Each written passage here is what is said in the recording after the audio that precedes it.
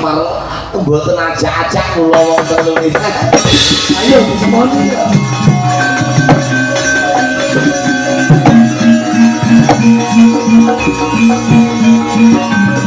Wah, tinggal darah.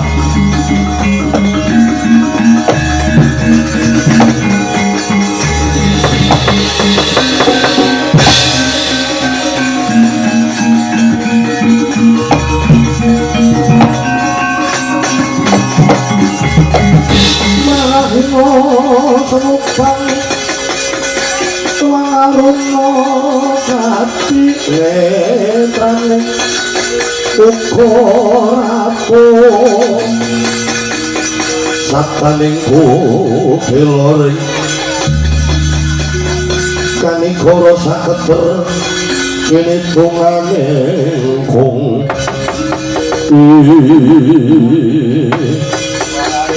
Doro Paduka badhe tindak pundi Gus Kakang Semar dina iki aku bakal manjing jroning wana Teteki Tarak Brata meminta ngarsani Gusti kang murbeng dumadi muga-muga Janaka lan uga Sekadang Brata Pandhawa antuka kamulyan saka Gusti kang murbeng dumadi kakang nggih sampun dados watak Wantu lan uga lagu-lagian panjenengan Doro. Pun kondanging jagat jenengan menika lananging jagat lan curing bawana dasare remen Tarak Brata teteki mesuraga satata papa Gus nggih. Muga Gusti ngijabahi ketekan napa ingkang dados sedya panjenengan tutna lagu jangka ulangan.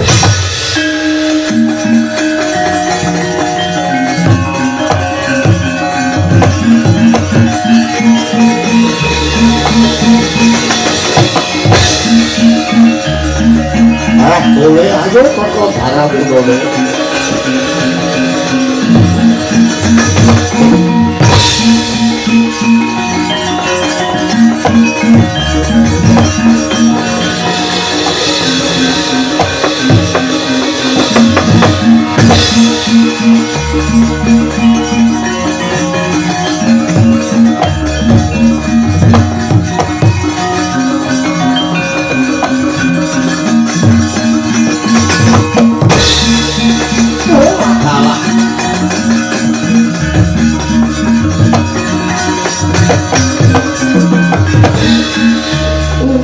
Gono nada wis badak susmo ning sik cikak nggonmu mlayu ya rikat nggonmu mlayu susmo nglambara ora bakal mandhet tekan suprene lintang Trenggono teko lak lare naga tak uyah lintang Trenggono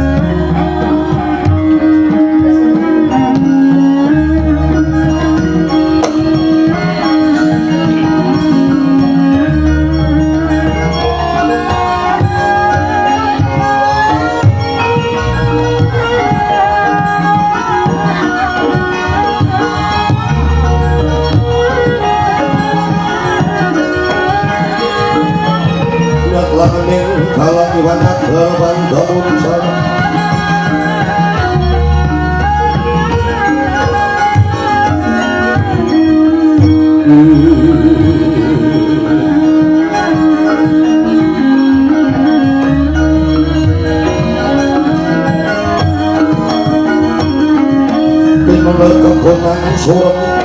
soro bintang padang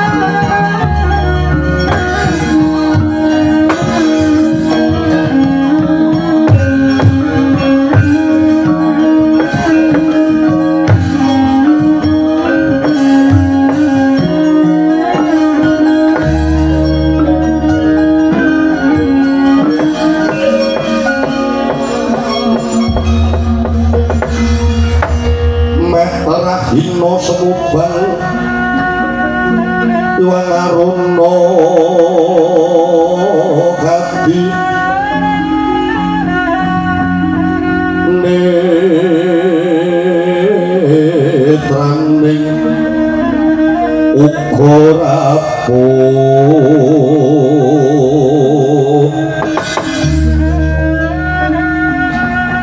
pengilake Mas Tuwono sidang sekaring kang bawono langgeng ingkang kepareng sowan kula lintang tenggono padha kinantu karajan sak sowan ngarsa ulun ngger lintang tenggono uninggih ulun ing sambi kula ginanjar bagas paras boten langkung sembah peti kula kunjuk ya lintang tenggono ulun tampa pangestu ulun dage tampanono dan anggil kula pundi ulun ger kula ana paring gawe apa dene kita sowan ngabiyantara para dage matur ingkang cetha ulun jumbuh kelawan sasmita ingkang kula tampi bilih kanggan sampun kujawata badhe turunaken kanugrahan mongko sasmita ingkang kula tampi mandhaping wahyu kala wau kula minangka dados lantaran kanugrahan ngantos damel gorek rongeng para manungsa ing arcapada nggenya sami gayuh ninggunake cara menapa kemawon pamripun supaya sageta kasembadan nggaduh wujuding wahyu kala wau ulun ngilahing bener kula dina samengko Gusti kang murbeng jagat lumantar para dewa bakal nurnake kanugrahan ingkang aran Wahyu Tri Tunggal ngger mangertenono Wahyu Tri Tunggal mono ana telung pelan cacahe Trimono tegese telu tunggal sawiji Wahyu telu nyawiji dadi siji kang kasebut Wahyu Kanalindra dene kang angka loro Wahyu kaprajuritan telu Wahyu katentreman lan kanggo Cawaka Padang jeneng kita bakal ulun paringi obor sapa kang patut lan sembodo nggaduh wahyu telu iki mau kepareng paduka pupulun kados pundi sila bakal ulun paringi wujuding gendhaga ingkang isine wahyu Tritunggal jeneng sira kang wajib nampa sak katelune banjur sapa kang kudu nampa wahyu siji wahyu katentreman wis pinesti mapan ana anggane Ratu Ndrawati Prabu Sri Bathara Kresna ingkang pranyata minangka pamong adil leksa marang Arcapada dene kaping pindho wahyu kaprajuritan jeneng sira kang kudu nampa dasare sira satriya utama sira patining prangkang bakal amunah satu sepi dene Wahyu Kanalindra ora ana liya panengah Pandhawa ya ora Yenta kang aran Janaka besok-besoke Wahyu kaprajuritan bakal turun sak tedhak turun kita ngger lintang Trenggana dene Wahyu Kanalindra ingkang kadunungan Janaka semenuga bakale sak tedhak turune Janaka bakal antuk wahyuning Kanalindra wis cukup kula mau kabeh kang dadi dawuh ulun aja kesuwen mapan kono kene mundhak kurang prayoga enggal bali ning Arcapada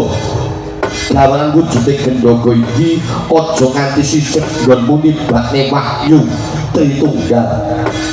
duga nastiti digawa aja nganti kari kula Dewa Sugata Mensureng ngutani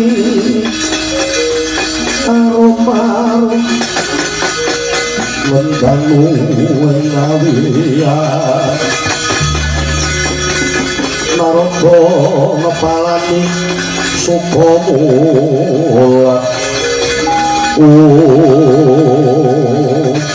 matur gunging panuwun pukulan keparmo kula nyuwun pamit nyuwun tambahi panjenengan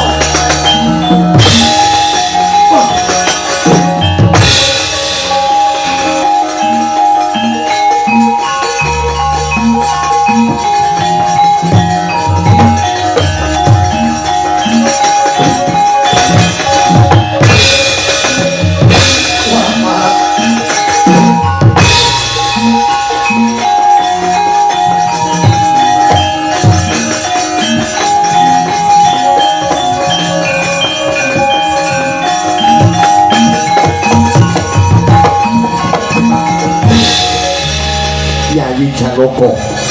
tampan ana wujude gendhaga iki ingkang isine wahyu Tritunggal jaganen aja nganti kalebut dening Hyang Janaka.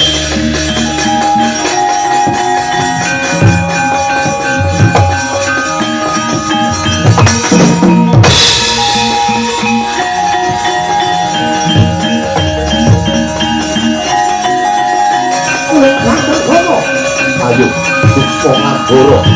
uya anakku yen iso cekel aku Pak.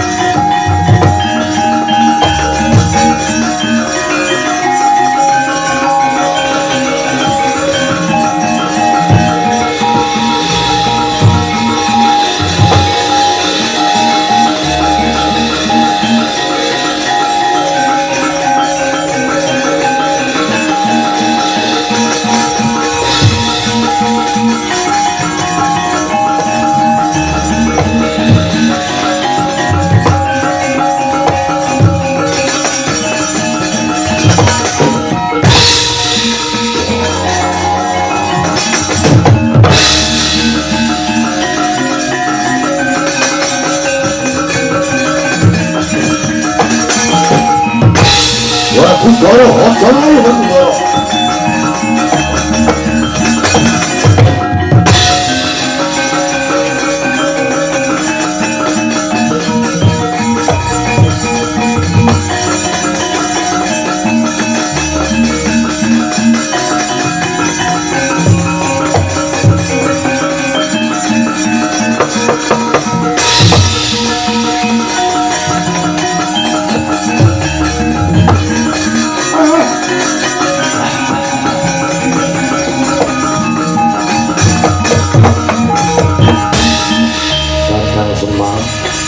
Pripun Gus?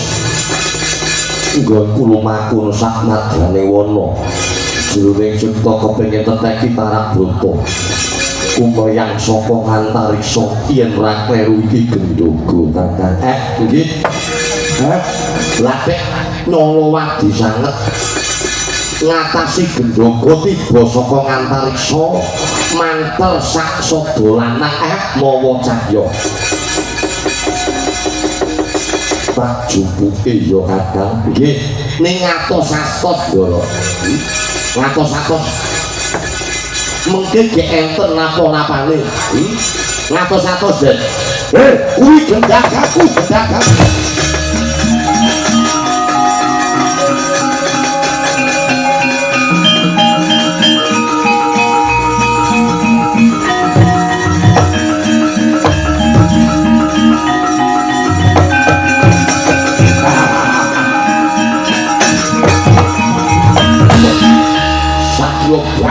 kliwat sapa iki Raden Janaka Panengah Pandhawa layak to layak cendenge Werkudara Pak ayo ulungna Gendaka mergo Gendaka kuwi bakal tak caoske kelawan Bapa Dwijaku ora ana Gendaka tanganing Janaka Kara ora gelem ngulungke lakon suwuh brasta yen pamu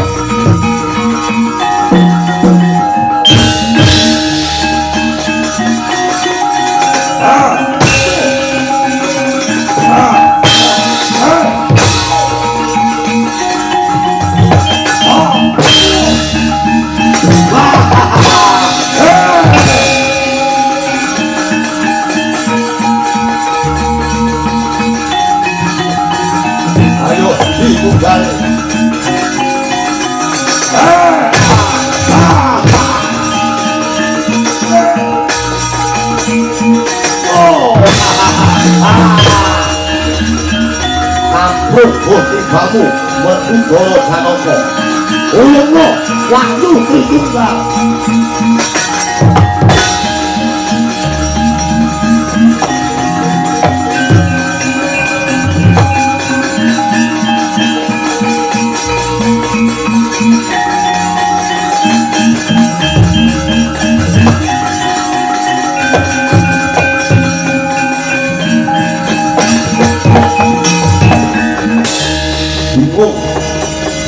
ewo oleh pambudi Nalindra Durati Prabu Kresna nggone ngupakara dalan patine Werkudara panggih sabar wigar tananto karya wirang jroning batos Nalindra Durati Sri Bathara Kresna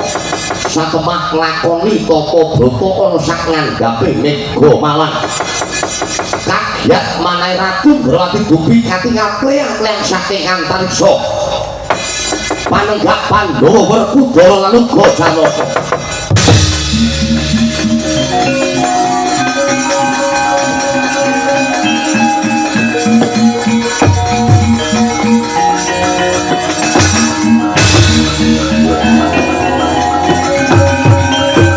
Yayi Werkudara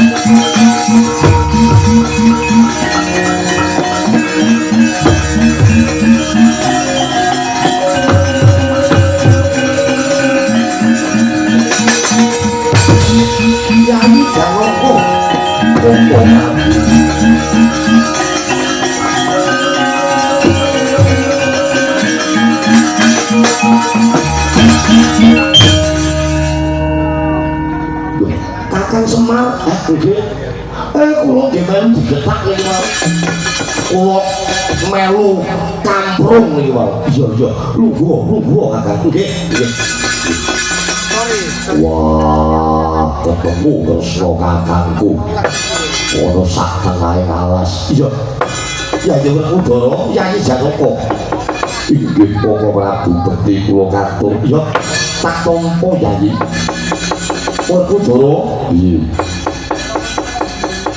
arep dikaya ngapa pun Kakang amung bisa ngaturke rumput pun Kakang ora bisa kandha apa-apa kelawan Yayi Werkudara kula sepira gedene rumputipun Kakang Yagung Pangaksama lumayan dari Samudra Pangaksami ya Werkudara wah wis ora dadi apa-apa ora usah dadak dirembuk latane kabeh kuwi dadi jalaran sing mbok arepake kepiye mergo saka binuwe Werkudara satemah aku sowan ana ngasane Sang Hyang Tunggal aku entuk dawuh supaya nggawa gendhoga sing isine wahyu tri tunggal ya Trimurti wahyu tri tunggal ya isine wahyu telu siji wahyu katentreman ping pindhone wahyu kaprajuritan Drangka telu wahyu kanalendran banjur ingkang wajib nampa ora liya wahyu katentreman Kresna kakangku dene wahyu kaprajuritan ora liya ya mung Werkudara dene wahyu kanalendran adikku dhewe Jlamra ya Janaka lah banjur saiki gendagane ana endi wonten asta kula Koko Prabu monggo kula pasrah Koko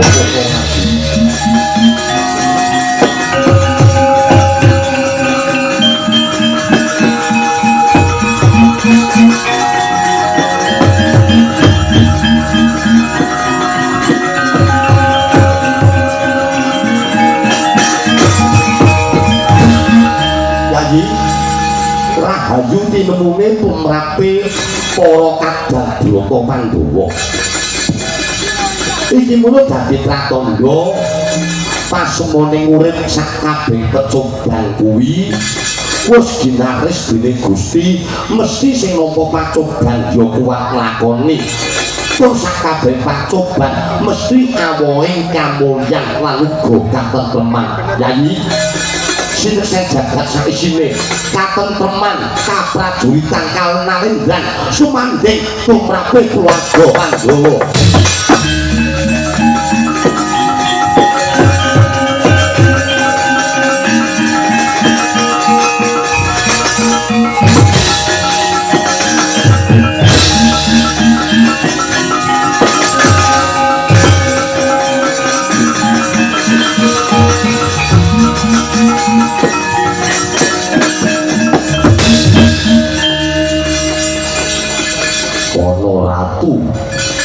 saka negara dhisik nalmada ngamuk Werkudara Rakuwawa semanten ugi ingkang rayi Janaka boten kiyat nandingi kridane Prabu Dewayasa niki nek boten sinuwun Drawati boten rampung mangsami sumingkir desa sumingkir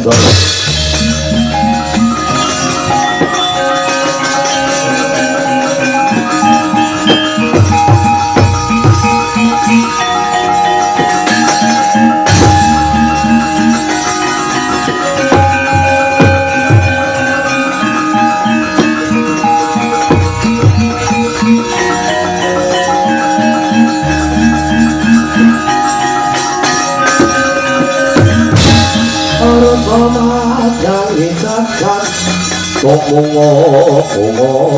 paneng saputra ing oke merbapak kang tumerak kena sorote ing soramikon gunung ketaman Cokro Baskara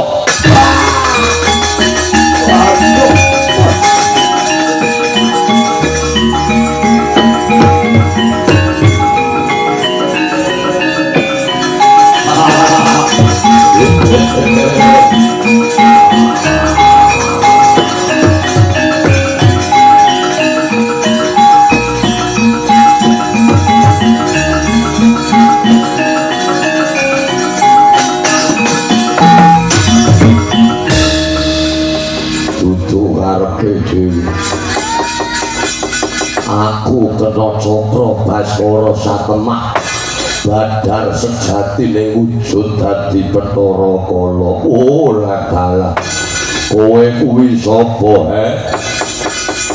tepungno naling Ndrawati Prabu Sri Kresna Prabu Kresna ya wani dadi pepalange Bathara Kala sumuk nyawamu pengin sowan ana Bathara Yama wis mak mlorok orang dedelok kala sawangan kanthi permana jati sapa sejatine Nalindra Ndrawati beguguk makuta waton bundang tanpa watu ora ana dilekne kanthi becik ora gelem bali sumingkir saka papan kene apa njaluk tak wacake sastra bedati sungsang bawana balik mleduk kadya palsu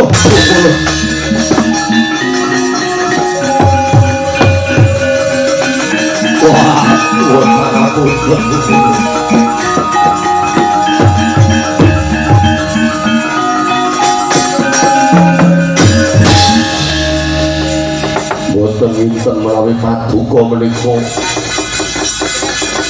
dewaning kabagyan dewaning kamulyan waduh Sang Jisnu ingkang mapan wonten sarira paduka ulun ya sing gedhe pangapurane isih gedhe pangapuran Ratu Ndrawati lawan kowe Bathara Kala ayo kowe baliya menyang Gangkamu Segara Kidul gawan kabeh wadya balamu sing kumliyang sing kumelip kutu-kutu walangatoga ingkang limpah ingkang impun gendongen aja nganti sing cecer-cecer papan oleh karangan kene inggih kula ngestoke dawuh baliya kala inggih nyuwun pamit ulun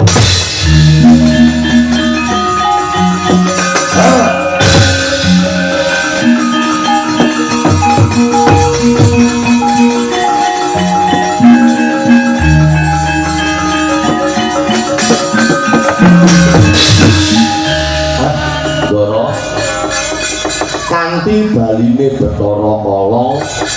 manggapipun Wahyu Tritunggal Wahyu katentreman kasarira paduka sinuwun Ndrawati kang tanata dadi pangayoman Wahyu kaprajuritan ingkang tumurun Anggara Werkudara sak tegak turune Ndara Gatot lan sak liyane pikantuk wahyu ning Senopati Bineka Nalindran kasarira Ndara Janaka sak tegak turune Ndara Bimanyu besok bakal nurunake wiji sejati ingkang kuwawa kedrajatan Nalindra sedaya sampun ngawuningani bilih lakon dalu menika pun tutuk pun paripurna ilange kala mudune wahyu muga-muga sedaya menika saged lumintir tumetes dumateng sedaya warga masyarakat wonten ing Margamulya